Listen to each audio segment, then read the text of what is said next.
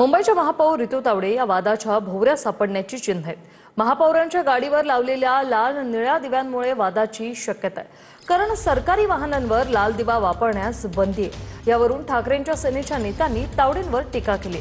तर महापौरांचा दोष नाही, विनाकारण टार्गेट करू नका असं मुख्यमंत्र्यांनी म्हटलंय।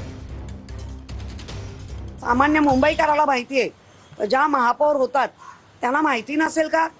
आणि नसे असं म्हणता का प्रोटोकॉल का नाही विचारून घेतला? पूर्णतः बंदी आहे, तर नक्की कोणाच्या सांगण्यानी तुम्ही तो लावलात? लाल दिवा गाडीवर वगैरे नव्हता, पण बॉनेटच्या ठिकाणी त्या ठिकाणी लाल दिवा होता। त्याच्यात काही महापौरांचा दोष नाही आहे। त्या संदर्भात राज्यामध्ये कोणीही लाल दिवे वापरू नयेत हा जुनाच आपला निर्णय आहे। त्यामुळे महापौरांना त्याची कल्पना आहे। मला असं वाटतं की विनाकारण त्यांना टार्गेट करण्याचा प्रयत्न आहे। अशा प्रकारे टार्गेट करणं योग्य नाही।